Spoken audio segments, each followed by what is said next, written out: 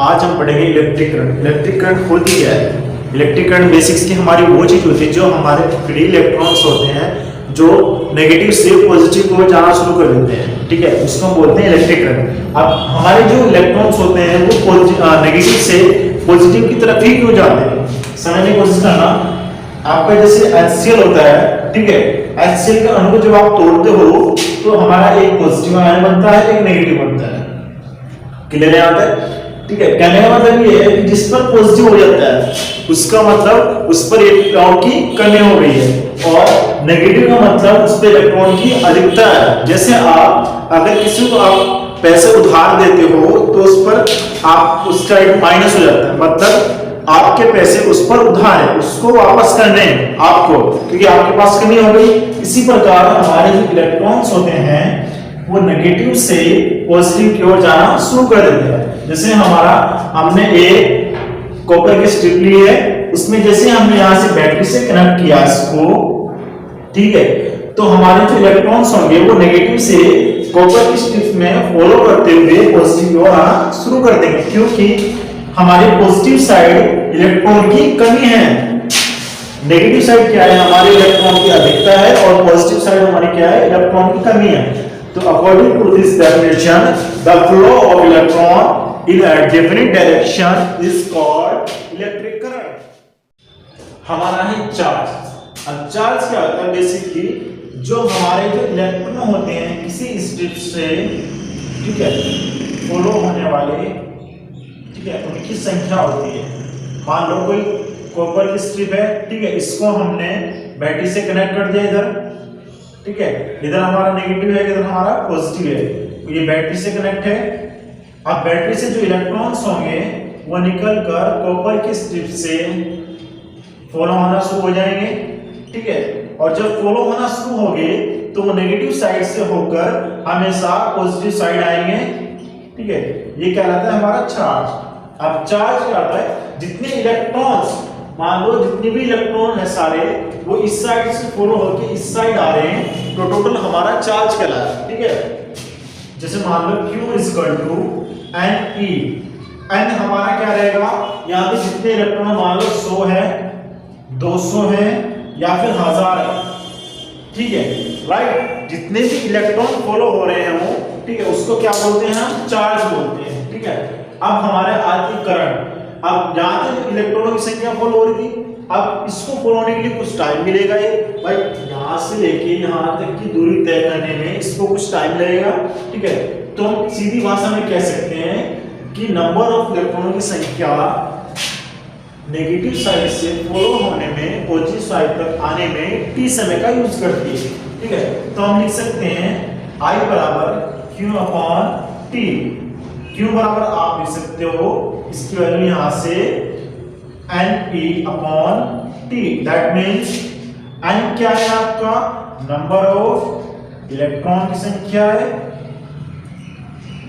Right, और T क्या है आपका? टाइम है, ठीक है।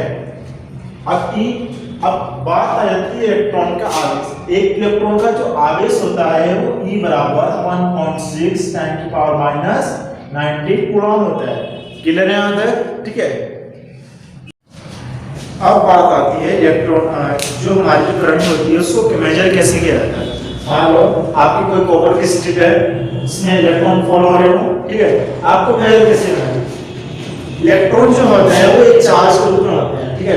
एक इलेक्ट्रॉन का जो चार्ज होता है वो E = 1.6 × 10⁻90 कूलॉम होता है, राइट, ठीक है। जब हमारा बैटरी से हमारी जो कॉपर की स्ट्रिप को कनेक्ट करेगी, जैसे सप्लाई आनी यहाँ से स्टार्ट होगी तो हमारे जो इलेक्ट्रॉन होंगे बैटरी के अंदर, जो स्टोरेज इलेक्ट्रॉन है वो कॉपर की स्ट्रिप से फॉलो होना शुरू हो जाएंगे।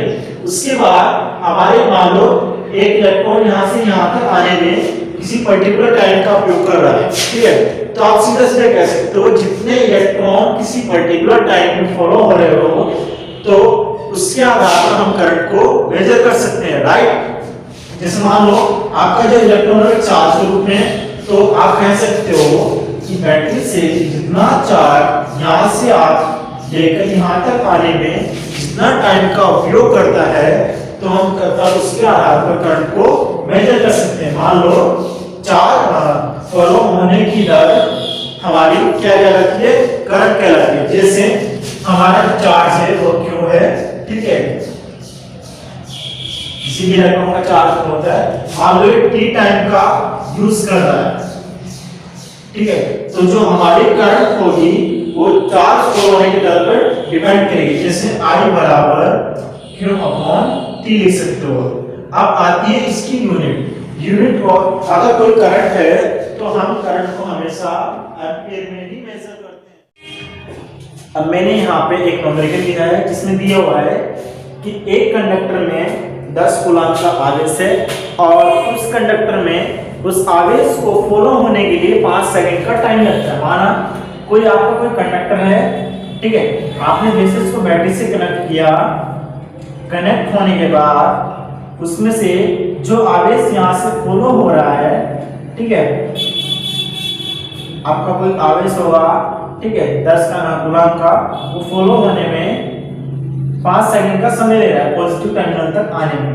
क्लियर है अंदर, ठीक है, आपका जो क्यों आवेश है वो यहाँ से यहाँ तक आने में 5 सेकंड का टाइम ले रहा है। अब वो पूछ रहा है कि इसमें करंट कितनी है कंडक्टर में, यहाँ से आने पर यहाँ करंट कितनी है। तो आपको पता है I बराबर Q अपॉन T। Q बराबर आपका दिया हुआ है 10 कूलम्ब, टाइम दिया है आपको 5 सेकंड, ठीक है, तो जो आपकी करंट होगी, करंट आपकी रहेगी 10 कूलम्ब पर 5, ठीक है, 5 से आपका 2 बार 10 कट जाएगा, आपकी जो करंट आएगी वो 2 एम्पियर आएगा। अर्थात इस पूरे कंडक्टर में 2 एम्पियर की करंट फॉलो हो रही है, लाइक, ठीक है। एक बार फिर से करंट पूछ रहा है कंडक्टर में आपके 10 कूलम्ब का आवेश था, 5 सेकंड का टाइम लग रहा था, ठीक है, फॉर्मूला आपके पास ये है, ठीक है, आपको 10 कूलम्ब आवेश दिया है, T बराबर आपका 5 सेकंड है, तो आप यहाँ से करंट निकाल लोगे 10/5 बराबर 2 एम्पियर, राइट।